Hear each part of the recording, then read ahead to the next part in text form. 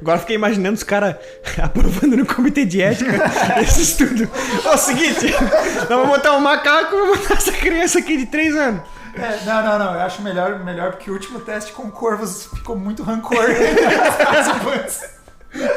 Conflito de interesse com o corvo.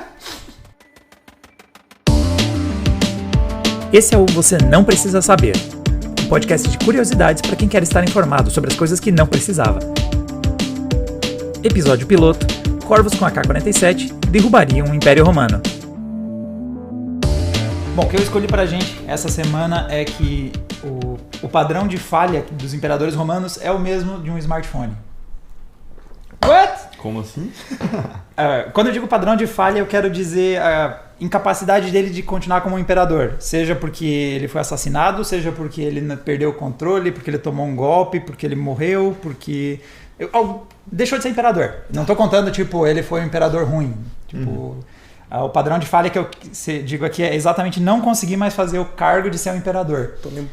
Essa conexão bizarra foi uma pesquisa que fizeram no Instituto de Tecnologia de Geórgia, e inclusive ganhou a fama de ser a pesquisa mais nerd da história, porque faz essa conexão bizarra entre imperadores romanos e dispositivos eletrônicos.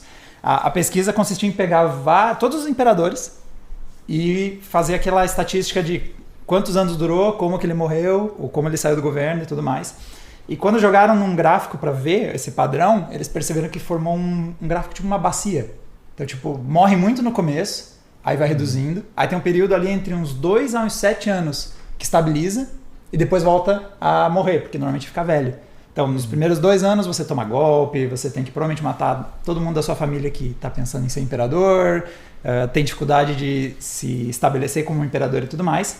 Aí se você sobrevive esse começo, aí tem um período de vários que conseguiram ficar depois dos 2 até os 7 anos ali de boa, e dos 7 para frente você fica velho normalmente. Você começa normalmente não é uma carreira que você começa muito jovem, tem vários que começam com 30, 40 anos já. Então depois dos 7 anos para frente começa a subir o gráfico de novo porque a galera morre de velho. Ou morre de perder batalha, ou seja lá qual for o motivo. Doença.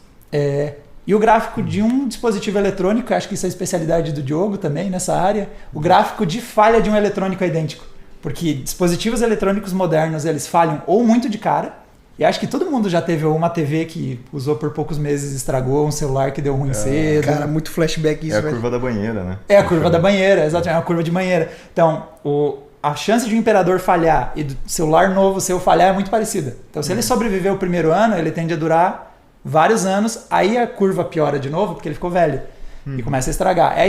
É engraçado porque se você visualiza, você consegue ver aquela TV que durou 20 anos, você também consegue pensar aquela droga daquela máquina de lavar que estragou 1 mês de uso, e o padrão é exatamente esse mesmo. E o mais engraçado é que o pesquisador cunhou um termo para isso, porque já tem na eletrônica o termo de tempo para falha, se não me engano, tempo para...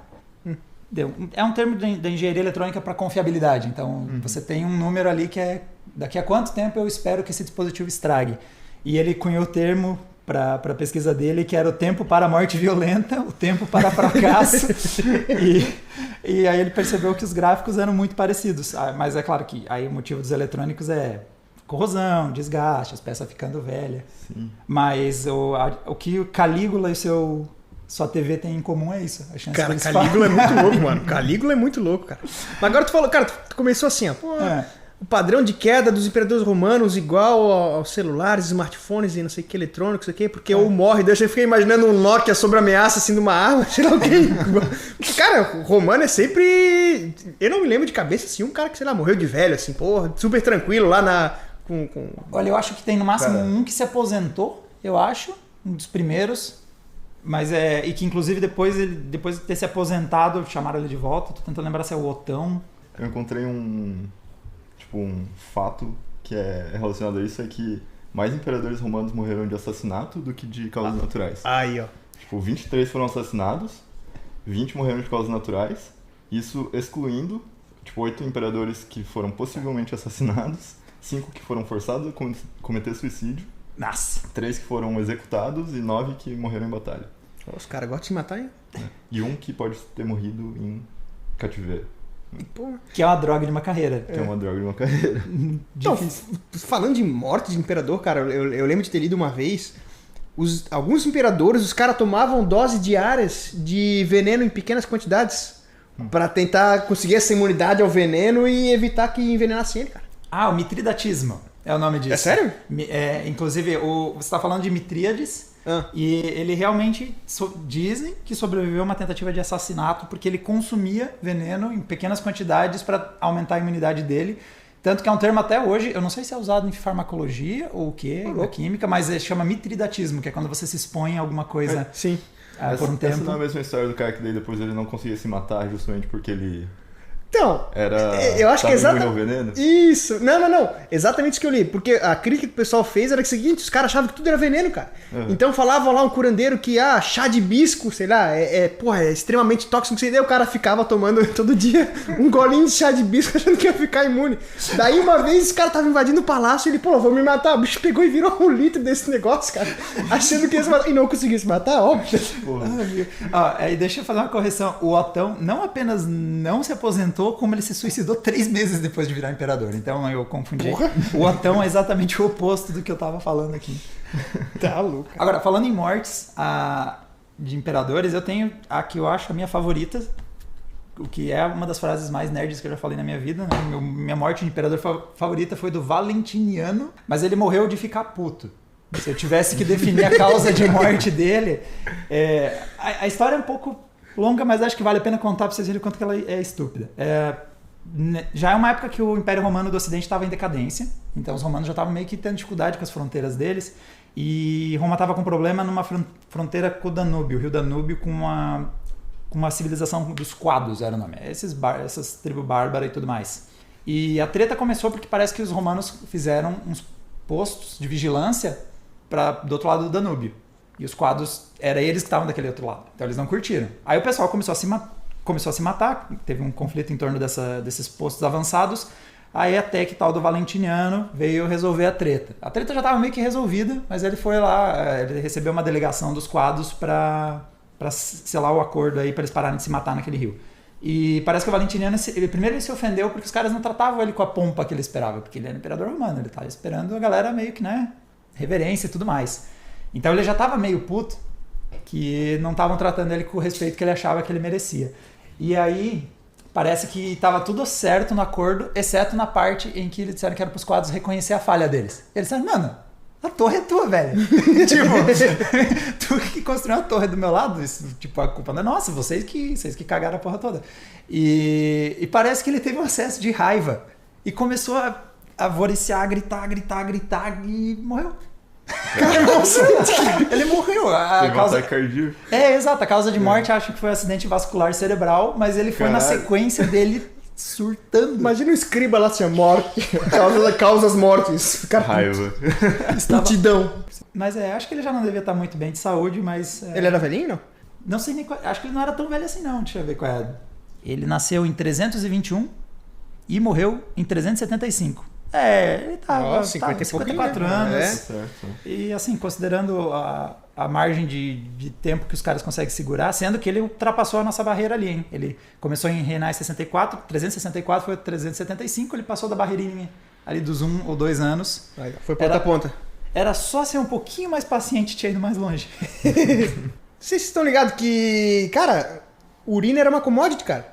Como assim? Urina? Tô falando. Os caras pegavam os gladiadores lá. Era muito comum, eles achavam que era afrodisíaco, velho. Urina dos gladiadores, suor dos gladiadores. Os caras botavam isso em potinho e vendiam, cara. Imagina, cara. Tem até um instrumento que o gladiador, depois da luta, parece como se fosse uma foice, mas é pra tu tirar, assim, o suor, né? No contorno do corpo, assim. Os caras botavam no potinho e vendiam, cara. Ninguém no século XXI, com as águas de banho de youtuber, pode julgar a galera dos gladiadores do tempo romano. A história se repete, né, cara? Engarrafado.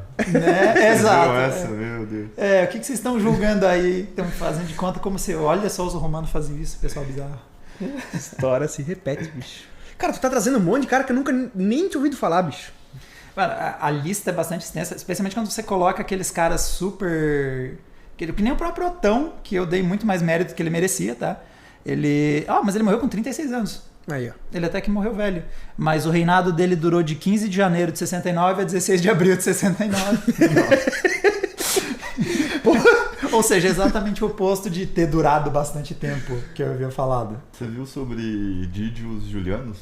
Nossa, aí você tá desafiando a minha... Outro eu cara falei que eu eu sou nunca... nerdola com essas coisas, mas daí também não tanto, né? Não, é porque eu tava dando uma olhada também, né? Curiosidades assim. E daí, esse cara, ele virou imperador porque ele comprou o Império Romano. What? Como assim? A guarda pretoriana tinha assassinado o imperador anterior e daí eles botaram assim, a gente oferece o trono pra quem Leilão. pagar mais. E daí esse maluco foi lá, pagou, e daí ele reinou por, eu acho que 9 semanas, e obviamente, tipo, como ele não tinha influência militar, assim, né, porque você tinha que ter, né? Sim, claro. Os militares, tipo, apoiando o governo. Daí ele foi assassinado. Porra, o cara pagou pra morrer, Porque, bicho. tipo, o resto das pessoas não aceitou, né? Mas, tipo, ele pagou. Especialmente na época da República ali, na época que ainda era cônsul, esse tipo de coisa, era dinheiro pra todo lado, mano. Sim. Era o pessoal comprando os cargos e disputando, e você literalmente tem gente que comprou legiões, que é o caso do Crasso. Esse me lembra alguma... Tem um bom motivo pra você lembrar a palavra crasso, porque tem uma expressão... Um erro crasso. Um erro crasso. Então, já que estamos falando de falhas de imperadores, não que ele tenha sido imperador, ele foi um cônsul, né? Foi na época da República. Crasso era um cara muito rico, só que ele não... Sabe aquela quadro horrível do... Como é que era o que tinha no sábado? À noite, de humor, que todo mundo tirava onda. O Zorra Total. Então, no melhor estilo do Zorra Total, o Crasso era um cara que já tinha dinheiro, mas me faltava meu glamour. Ele era um cara que tinha muito dinheiro, mas ele não tinha fama. Ele não tinha... E, mano, eu não sei se a história do jeito que chegou pra gente é distorcida, ou todo mundo era muito pirado em ser famoso. Quer dizer, de novo, o século XXI não tem muita moral pra falar da Roma Antiga, mas, tipo, o pessoal queria muito fama. E o Crasso era um cara que tinha muito dinheiro. Ele, inclusive, algumas das histórias mais bizarras sobre ele é que ele tinha o controle sobre um grupo de pessoas que não existia bombeiros, né? Mas ele tinha uns caras que botavam fogo, que apagavam o fogo. Só que conta a história que ele chegava no incêndio e perguntava se ia apagar antes de apagar o incêndio. Então, tipo, o pessoal não gostava dele. Sim. Por esse motivo já seria o bastante, mas talvez tenha outros. Só que faltava o glamour, né? Um cara tinha dinheiro e não tinha inscritos. Exato, ele ainda não tinha. O que ele decidiu? Ele conseguia comprar legiões, ele tinha grana para pagar legiões. E foi o que ele fez. O jeito de você se tornar famoso na Roma Antiga era principalmente conquistar. Né? Ir lá e espancar algum vizinho que não tinha nada a ver com as suas ambições e fazer fama dessa forma. Então ele foi para uma campanha, deixa eu ver até onde é que foi. Ele está, inclusive, nesse rolo com o Pompeu e o César dos Triunviratos, naquela época que a República já estava também na capa da gaita. E ele foi para uma campanha que, mano, foi extremamente desastrosa e que matou... Ele perdeu legiões e mais legiões, morreu no processo e ainda por cima ficou eternizado. Ele queria ser famoso, ele queria ser eternizado e ficou eternizado na frase do erro crasso. Ele errou tanto na campanha, ele foi tão mal sucedido nela que ele ficou conhecido como... Ele acabou virando uma frase que é o erro crasso, que eu não vejo muita gente usar. Mas eu já tinha ouvido antes também, por isso. E o Marco também, porque senão ele não ia ter lembrado, o crasso não ia ter acionado um sininho na cabeça dele. Tem que usar a expressão, cara, fazer-lo-ei. Cultura. Ah, não, realmente. Ele morreu aos 61 anos no Império Parta, porque ele estava indo lá bater neles e morreu no processo, basicamente.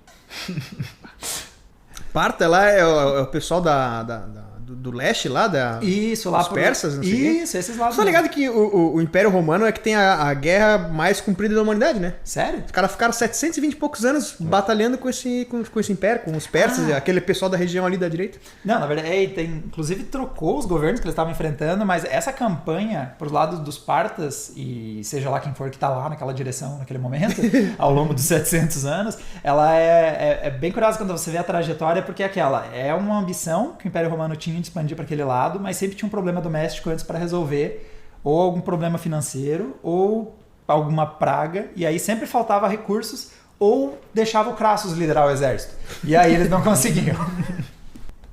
E a gente falando de que uma taxa muito grande dos imperadores dava ruim por causa de assassinatos e tudo mais, no Império Bizantino começou uma onda um pouquinho mais piedosa, e aí se formou o hábito de arrancar o nariz e orelhas e parte do rosto e mandar em exílio, ao invés de matar. Parecia, sei lá, parecia mais cristão e pio fazer isso. E o resultado foi que Justiniano II é conhecido também como imperador do nariz cortado, porque ele tomou o golpe, tiraram o nariz, foi pro exílio, conseguiu voltar, voltou a governar, não tinha nariz. Caralho. Basicamente o imperador Voldemort. É, o Voldemort. Mas, nós podemos pensar que na verdade esse período de 2 anos é o período de recall de imperadores, né? Devia estar no termo de garantia.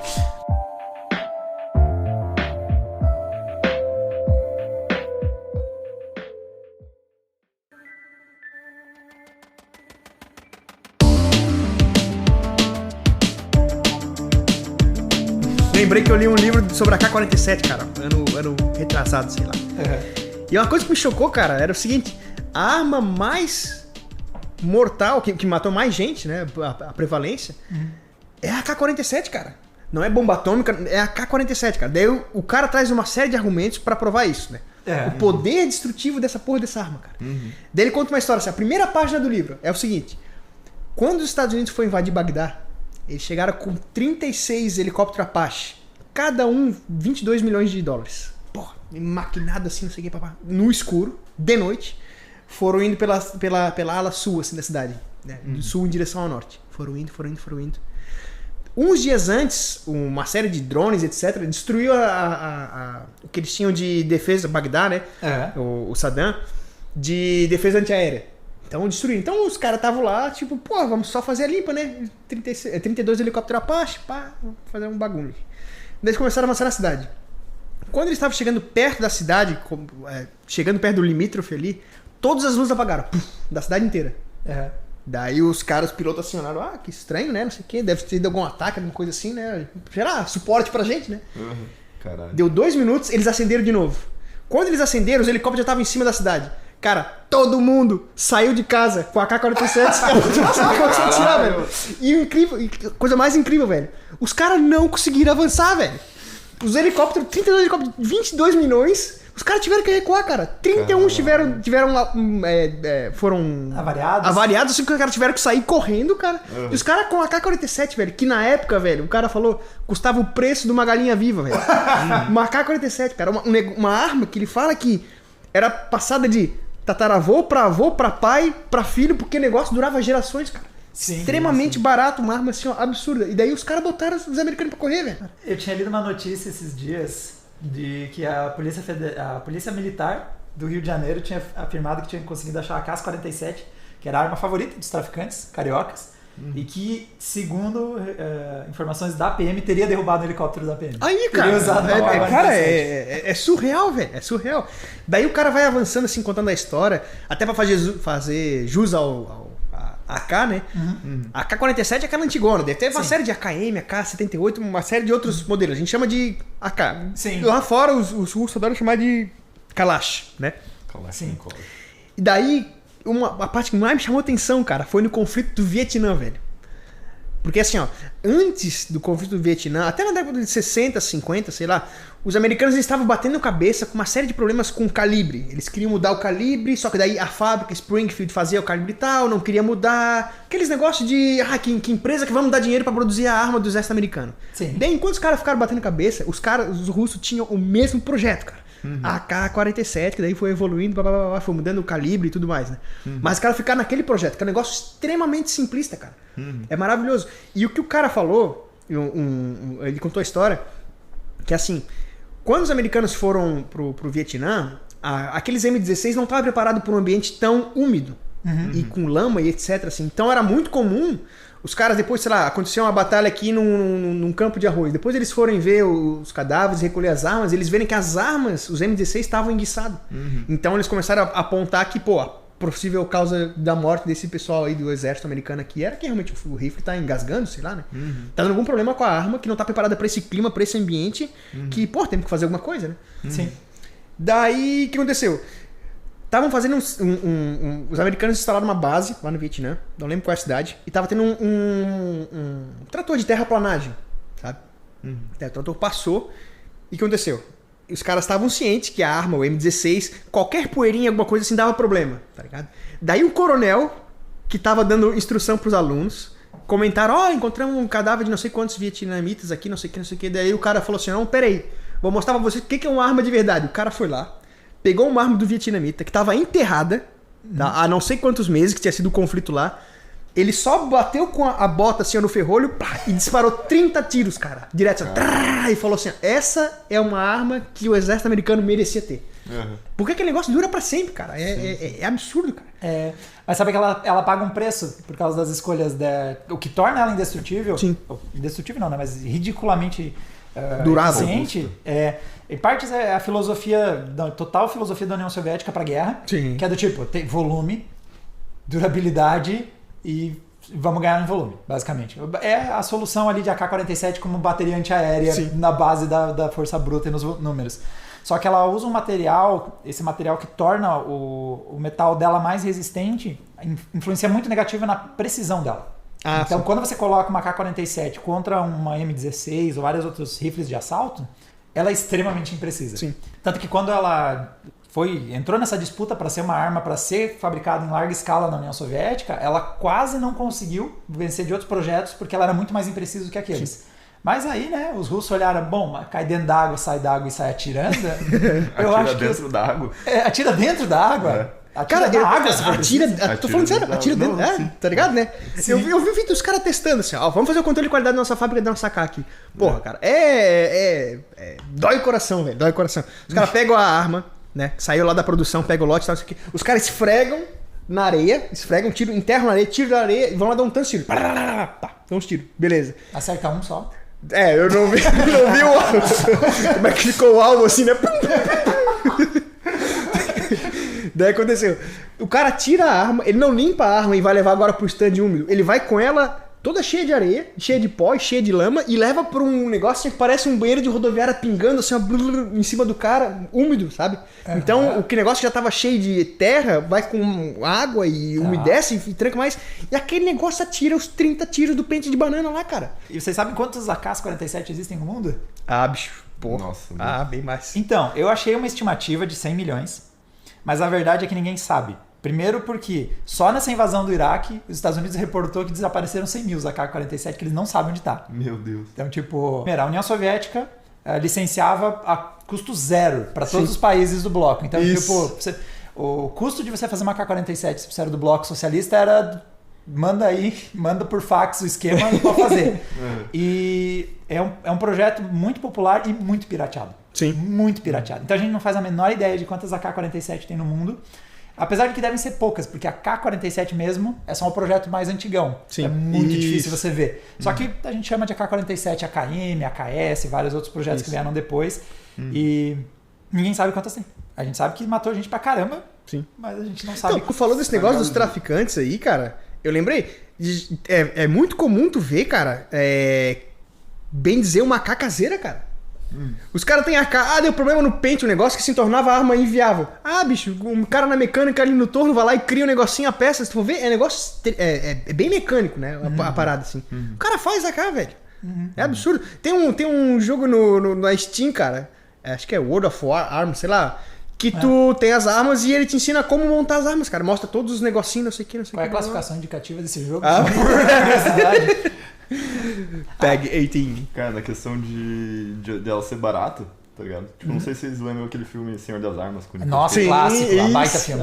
Então, tipo, pelo que eu li, assim, no filme eles não usaram props, tá ligado? Era uma tipo, caça? Quando ele abre um galpão e tem, tipo, trocentas AK, era uma AK de verdade. Eu consigo imaginar o cara fazendo orçamento. Quanto custa fazer 1000 AKs falsas? Aí deu tanto. Quanto custa pegar 1000 de verdade? Deu metade do orçamento. Beleza, vamos pegar. Alugar 1000 de verdade desse cara aqui que vai vender depois pra algum outro país, tá ligado? Vocês sabiam que tem vários países que a AK é mais barata que a pistola? Caralho. Por causa do volume da disponibilidade, é mais barato você comprar uma AK do que uma pistola. Só que em outros países essa lógica inverte. Então, por exemplo, nos Estados Unidos é difícil comprar uma AK. Ou o valor dela é muito alto.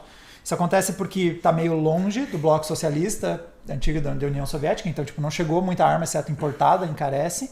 E o segundo a AK tem um truque. A AK, quando ela é fabricada em escala, ela é barata.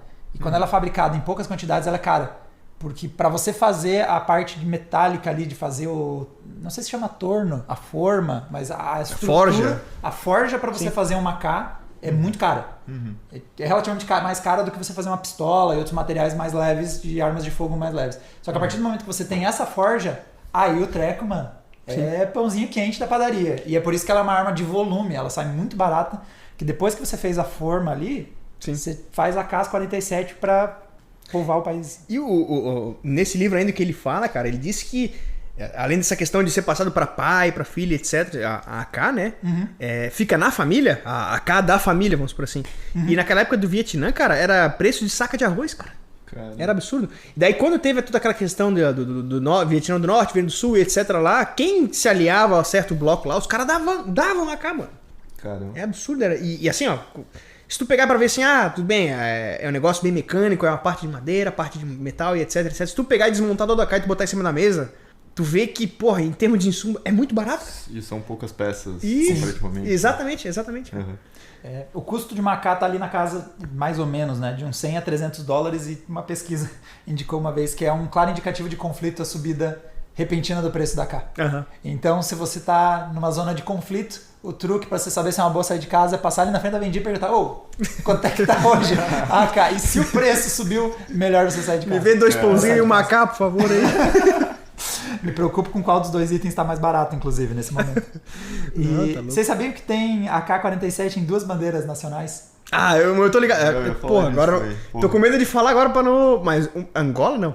Tá passando perto, é um país africano, até porque uma das com a grandes... engrenagem e a... Porra, não é Angola. Não é Angola. É um país da Europa, é o país das flores, é o país das K-47. É na Europa? Não. Já fui porra, cara. É a piada do Faustão. Não que o leste europeu pois é, deva estar livre de AK-47. Não, o país que tem AK-47 é o Moçambique. Moçambique. Tá na bandeira deles. Exato. E é um dos poucos países que tá na ONU que tem a arma na bandeira, né? Sim. Os outros são o Haiti, a Bolívia e a Guatemala. Só que a diferença é que Haiti, Bolívia, Guatemala é tipo canhão.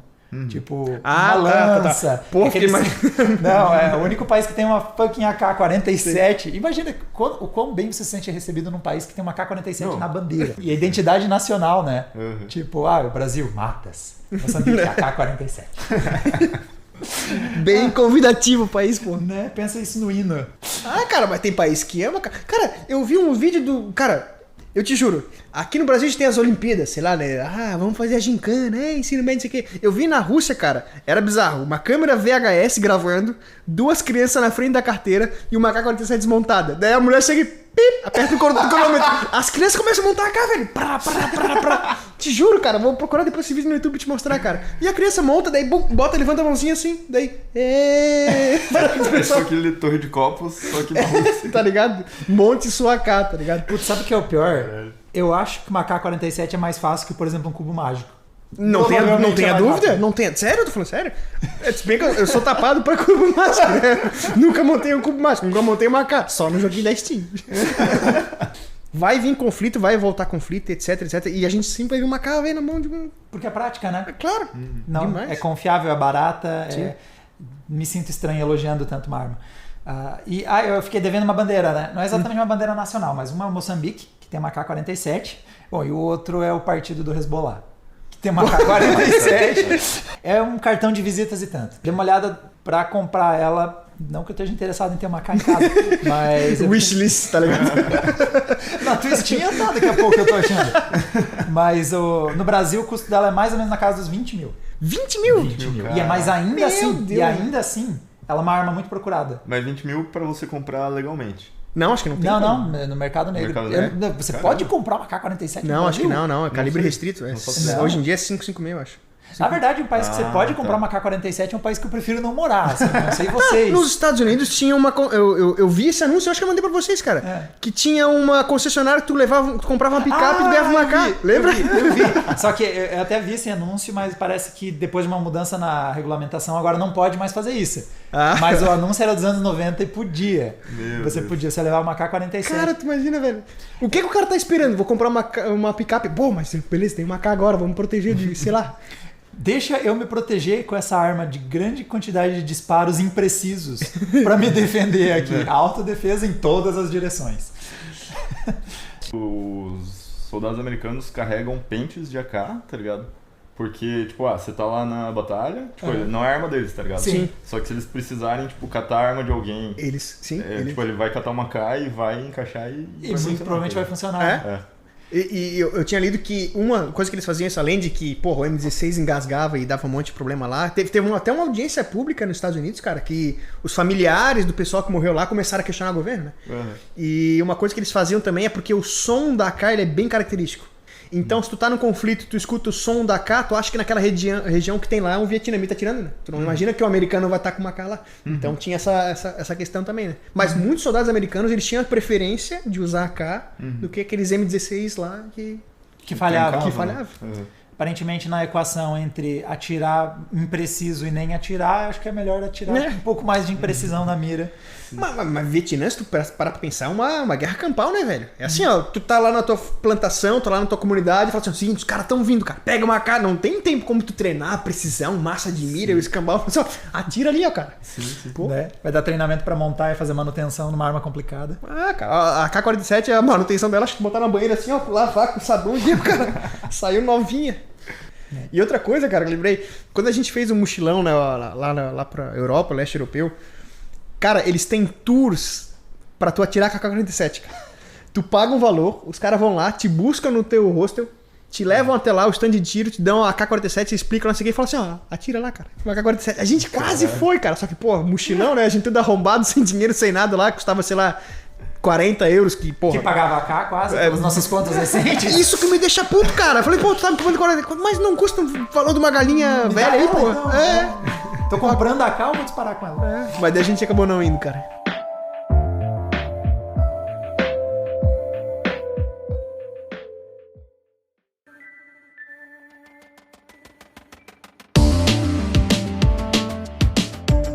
Tá, o negócio que eu escolhi aqui é que corvos conseguem reconhecer pessoas, né? E guardam ressentimento. Porra, corvo vingativo, cara. Não, e não é só guardar ressentimento, é passar pros outros corvos. Tipo, então você tem um corvo, por exemplo, tipo, você foi lá e maltratou, tá ligado? Você fez alguma coisa ruim, ele guarda isso. Tipo, e se você fez uma coisa boa, também ele guarda, né? Tipo, ele vai saber que, tipo, você é o cara que dá comida e tal. Sim. Mas, tipo, se você fez uma coisa ruim, tipo, ele vai guardar isso, ele vai alertar os outros corvos, e com o tempo, tipo, mais corvos vão saber que, tipo, você é uma pessoa perigosa, tá ligado? Ele ainda por cima é fofoqueiro. Exatamente. Cara, é porque eles são, tipo, muito inteligentes. Sim. Tá e daí, tipo, isso é um ponto que eu acho muito legal, assim, que é que, tipo, eles são, tipo, alguns dos animais mais inteligentes, assim. Sim. Tipo, comparativamente, eu acho que é, tipo, uma criança de 7 anos. Nossa, eu cheguei a ver um comparativo, que inteligência é uma coisa complexa, né? É tipo cognição, mecânica, não sei o quê. Tem várias inteligências, digamos assim. Mas um teste que colocou corvos, gorilas e acho que era não sei se era macaco, mas era outro primo nosso aí. E os corvos, tem um gráfico de variação, né? Porque tem uns que são melhores e outros que são piores. Mas os melhores corvos ficavam bem próximos de chimpanzés, macacos, que são animais extremamente inteligentes. Tipo, extremamente, tipo, mais, não digo mais evoluídos, né? Mas, tipo, mais próximos da gente. Capazes, assim, né? Na questão da evolução, sim. Então, tipo, daí é justamente a questão, tipo, de corvos, tipo, que conseguem usar ferramentas, tá ligado? Criar ferramentas. Como assim? Criar ferramentas. Eles não têm polegar. Porra, cara, corvo, assim, torneiro mecânico, cara. Olha, cuidado que tem corvo que vai conseguir fazer uma AK-47. E potencialmente operar ela. É bom tu falar baixo isso, tem uns corvos aqui fora que vão criar uma revolução. E daí existe, tipo, existe essa diferença, né? Tipo, quando eles vão analisar animais, assim, que usam ferramentas, tipo, beleza, é um ponto de inteligência deles. Assim. Sim. Mas que eles criam ferramentas tipo, outro nível já. Sim, né? sim. E daí tipo, existem, eu acho, 2 espécies de corvo que conseguem criar ferramentas. Tipo, sei lá, pegar um galho, quebrar de um jeito X, entortar de um jeito Y e usar pra alcançar um alimento, tá ligado? Tipo, não é só pegar uma ferramenta que tá pronta e usar. Eu vi um vídeo muito bom. Eu vi um vídeo muito bom de corvo, que eles descobriram um padrão de corvos, acho que é no Reino Unido, em que eles usavam o trânsito para estourar nozes. Que? O que acontece? Eles passam trabalho para estourar uma noz. Sim. O corvo vive eles são onívoros, né? Eles comem pequenos insetos, comem vegetais e tal. Carcaças. E dá uma forma meio ruim para eles. Mas eles descobriram que tinham corvos que aprenderam a usar o trânsito para quebrar nozes. Eles vão numa rua, largam a noz, esperam um carro passar em cima e pegam. Isso aí já é outro nível de... Não, esse não é outro nível. Esse é o nível 1. Esse é o amateur, que nem você gosta de dizer. Esse é o entry level. Porque eles identificaram corvos que não apenas fazem isso, como eles largam, param na calçada, esperam o trânsito fechar e buscam a noz. Cara, isso é... Porra, é surreal. Eu até acho que quando você falou que queria mostrar um vídeo, vejam o vídeo. Depois eu mostro pra vocês. Porque tem um corvo esperando pra atravessar. É surreal ver essa imagem. Ele tá esperando o trânsito fechar pra buscar a noz. Então eles realmente... Assim, eu não diria que eles são super inteligentes, porque eles são considerados o segundo grupo de aves mais inteligente. Ele perde pro periquito. Quando Papagaio. perde periquito, papagaio... eu não sei. Papagaio fala, tipo, trocentas palavras, né? Tá ligado que corvo Mas fala? corvo fala também. Corvo fala também. E é muito louco. Eu quero saber qual dos dois opera uma K-47. Cara, não, mas assim, ó, não é tipo assim, o corvo fala. Cara, os vídeos que eu vi do corvo falando, cara, até, sei lá, a sonoridade, parece alguém, velho, é grave igual, velho. Cara, você viu esse aqui? São bonitinhos. Tá vendo? Cara, é sério, é o corvo, velho. Não. Ele tosse, cara. Ele imita uma pessoa tossindo, mano. Como assim? Muito louco, cara. Tá, ok. Eu não sabia. Eu achei que era só papagaio e periquito que conseguia imitar sons. Pô, cara, é bizarro. Esse que eu te falei do Nevermore aí, cara, eu achei que fosse edição. Daí tinha embaixo, assim, sei lá, um cara que era o entendido do corvo, assim, do fórum, assim. Não, explicou tudo, não sei o que corvo, não sei o que. Eu falei, não pode ser. Vou procurar um segundo vídeo. Então, tu falou desse pássaro aqui, tá ligado que a América do Sul é o único continente que não tem corvo, né? Tem gralha, né? Tem a gralha, que é do grupo, mas não é corvo. É do grupo? É do grupo, é Corvidae, acho que é o nome desse grupo. Isso. Inclusive a gente tem uma, que é bem famosa aqui, que é a gralha azul, porque até tem a festa ali do Pinhão, ali em Lages, e tem todo um lance sobre essa sinergia entre a gralha e o pinhão, que a gralha azul, ela pega a semente do pinhão e ela enterra para quando vem o inverno, e aquele clássico, ela não é muito boa em catalogar estoque, mapear, porque provavelmente o periquito e o papagaio teria conseguido, mas a gralha não. Então ela não lembra onde ela guardou as coisas e acaba crescendo a árvore, que é araucária e tal, e tem todo o lance.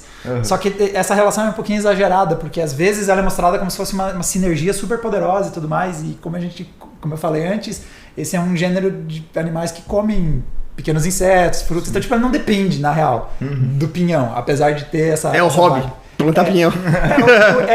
Quando não tem outra coisa melhor, ou, né, depende da disponibilidade, mas a área da Mata Atlântica, e também tem aí as araucárias, é bem parecida com a área da gralha azul, só que não é uma dependência.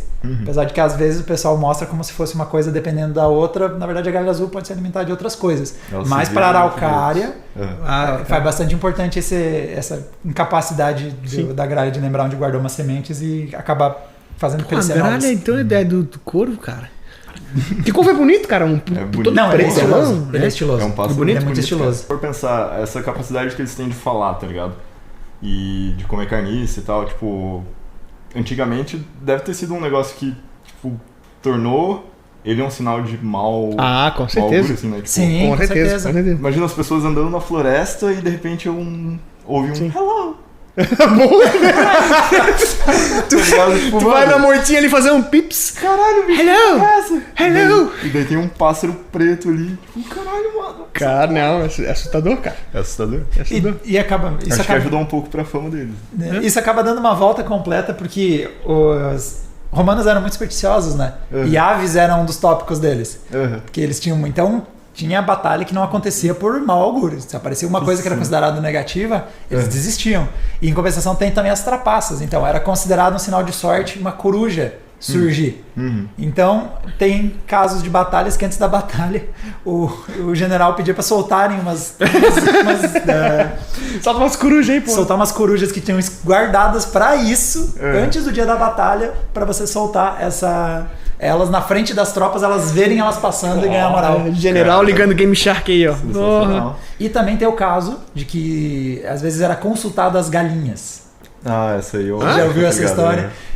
Funcionava assim, antes de uma batalha, para ver se ia dar sorte ou não, lembrando que os romanos eram muito supersticiosos, eles iam consultar as galinhas. que basicamente era... Ele oferece comida, né?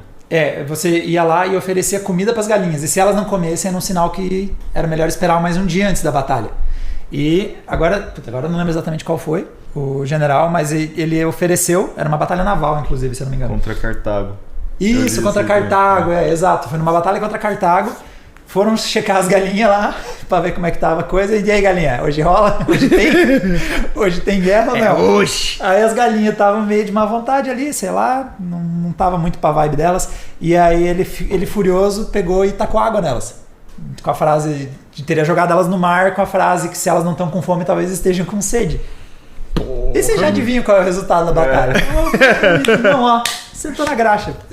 Levou a pior. Ah, cara, disse que foi Calígula, Mamado. cara. Disse que foi Calígula. Não, é outro cara. Tempo da República ainda. Ainda da República Romana, bem mais antigão. Mas é um exemplo de como aparentemente as aves, por algum motivo, a gente curte consultar elas como assessor de guerra, aparentemente.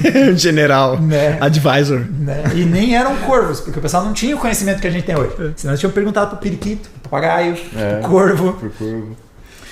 Falando dessa sua pesquisa da capacidade de empatia do corvo, né? Uhum. Eu cheguei a dar uma olhada nele também. E parte do estudo consistiu em treinar um corvo para ele gerar reações positivas e negativas a coisas. Uhum. E aí depois você usava um outro corvo para perceber o quanto ele reagia ao primeiro corvo reagindo positivo e negativamente. Uhum. E a pesquisa percebeu que eles têm realmente uma capacidade muito alta de empatia para coisas negativas. Eles dão suporte psicológico quando um corvo é abusado, quando acontece alguma coisa que ele está em estresse, outro corvo percebe e eles conseguem ver sinais de um confortando o outro. E eles cagam para coisas positivas. Então, tipo, se um corvo está se dando bem, não encontraram nenhum indício. Então, tipo, se você tem um corvo, ele é uma boa para quando você está mal, mas se deu bem e quer chamar ele pro bar, ele é uma péssima companhia. Ele não está nem aí para as coisas positivas. Mas influências negativas, que nem estava listando antes, eles têm muita capacidade de empatia. Cara, eu te falar assim, tipo, dentro ainda, né, dessa questão de empatia entre os corvos e tal. Tipo, os corvos, eles fazem funerais, tá ligado? Se, por exemplo, morreu um corvo. Tipo, morreu um corvo ali, vai juntar, tipo, uma caralhada de corvo em volta. Luto, né? Tipo, passar o luto. Não é bem um luto, assim, tipo, pelo que ela fala, é mais uma questão, assim, de você aprender com o erro do bicho que morreu ali, tá ligado? Tipo, Eu falei, eles são... Os corvos chegarem e olharem, tipo, ele morreu porque o Diego foi lá e deu comida envenenada, tá ligado? Já botou o X assim nas costas do Diego, assim, tipo, esse cara aí, ó. Morreu, é isso aí, tá ligado? Tipo, mas eles têm esse costume. Não é costume, né? Tipo, mas eles agem assim. São uns cuzão. Vou fazer tipo um funeral. Eu tô jogando com cuzão porque eles são mó cuzão. Corvo vingativo, cara.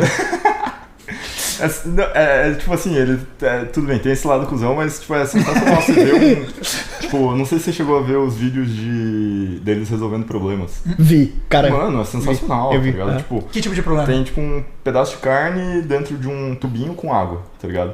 Tá. E daí ele não alcança. Sim. Ele vai lá, ele pega umas pedras, taca dentro pra subir o nível da água e não. Eu não queria resolver esse. Cara, eu não ia conseguir resolver esse. Cara, e é impressionante. Tem outros, cara. eles têm uma métrica pra isso. Eles botam assim, ó, eles têm um problema com tantos passos, sei lá, tem 5 passos, é isso aí. É pegar a pedra, botar lá, subir o nível, pegar a chave, levar lá, abrir a chave da porta, pegar o cartão de crédito. Tem os 3 dígitos. É muito louco, cara. Tem um monte de... E o corvo, cara, eu posso estar ficando louco, mas era um negócio assim, ele conseguia resolver problemas de até 5 passos, assim, que tinha que fazer. E eu vi assim, eles criaram um circuito muito louco, cara, dessas paradas pra ele fazer. E o corvo vai, cara, vai fazer as paradas, tu não acredita, velho. Ele faz um negócio pra conseguir uma vareta, pra fazer um outro negócio, pra conseguir uma pedra, pra jogar dentro da água, pra subir o nível, pegar não sei o que. Pra montar cara, a AK. É muito louco. E montar uma AK no final. Não, quero ver um papagaio fazer isso aí. Exatamente, o papagaio só fala louro, cara. Cara, mas esse negócio da fala, o que me surpreendeu, cara, sei lá, a fonética, o tom da voz, cara. É igual humano, velho. Mudar o timbre, né? Assim, cara, é bizarro, velho. É bizarro, cara. Não, e assim, na pesquisa que eu fiz, peguei bastante coisa que eles têm 14 gritos bem distintos para se comunicar. E eles precisam porque eles fazem bandos de 4 a 15 indivíduos e tem hierarquia. É grande, cara. Tem diferenças hierárquicas dentro do grupo. A relação deles é bastante complexa. Mas são uma péssima companhia. pela impressão que eu fiquei ao todo aqui. Até porque ele só vai até o 5º passo, né? Então o 6º passo, não, agora você se vira. Eles param e congelam assim, e agora, galera? O que me lembra a dúvida de quantos passos é preciso para recarregar uma K-47. Porque, de novo, eu acho que ele tá operacional para esse tipo de combate, tá? Dentro da inteligência emocional, né, do Corvo, eu li também que eles têm uma consciência que eles podem desenvolver paranoia, assim. É um estudo que eles fizeram que é assim, tipo, tem um buraquinho lá, que o Corvo consegue enxergar, né? Tá. E daí ele olha lá, e daí ele vê uma sala e ele vê, tipo, um ser humano guardando comida. E daí, tipo, ele guarda comida, e daí depois ele pega esse corvo e bota nessa sala. Uhum. E quando o corvo tá nessa sala, que ele sabe que tem aquele buraco que um outro corvo pode estar olhando, ele age de uma forma, tipo, mais... Contida? De uma forma mais... Ele tem medo de voyeur. Pra esconder o alimento, ele vai, tipo, ser mais cuidadoso, tá ligado? Ele age de uma forma, tipo, menos... natural, né? Se fosse assim. Tipo, então eles... Precavido. Eles... Tipo, consegue desenvolver esse sentimento de paranoia, né? Cara, tu imagina os caras fazendo esse experimento, cara. Pô, vamos testar agora se o corvo é paranoico. Corvo nervoso. Imagina que legal, cara. Tipo, você, porra... agora tu entra na sala e tu finge que tu bota a comida lá. Mas não olha pra aqui. Não, e o que é muito louco, tipo, desses pesquisadores de corvos é que, tipo, se eles vão fazer alguma coisa, justamente porque o corvo consegue reconhecer faces e guarda rancor, eles têm que usar máscaras. Então, mano, tem altos... Cara, round 6 de corvo, velho. Tem altos vídeos que é, tipo, o cara com uma máscara, tipo, parece de filme de terror, tá ligado? Aquela máscara que é, tipo, uma cara sem definição, assim. E é, tipo, esse cara fazendo as coisas com o corvo pro corvo não reconhecer ele. Cara, velho. Eu não tô muito feliz com o relacionamento com corvos, porque você termina a pesquisa, vai mostrar mal empolgado o resultado e ele não vai ligar. Mas bota os resultados positivos aí, senão a gangue vem atrás de ti, cara. Né? Cara, corvo com hierarquia, velho. Eu agora fiquei imaginando, velho. Pô, deve ser uma gangue mesmo, velho. Né? Até porque ele já intimida sem fazer força. Não, e pra terminar, eu só queria mostrar isso aqui pra vocês. Agora eu quero ver o grande momento de cinema. Não. Ele canta, cara. Não. É muito bom. Cacete, velho.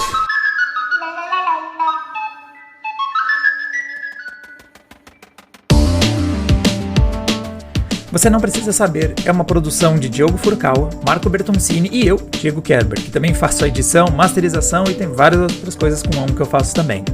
Correções ou sugestões e contatos podem ser feitos por vcnprecisapodcast@gmail.com, que também recebe Pix para quem quiser apoiar o projeto. E, falando nisso, para quem quiser ajudar na produção de mais episódios, temos um Apoia-se, disponível no apoia.se/VCNPrecisaSaber.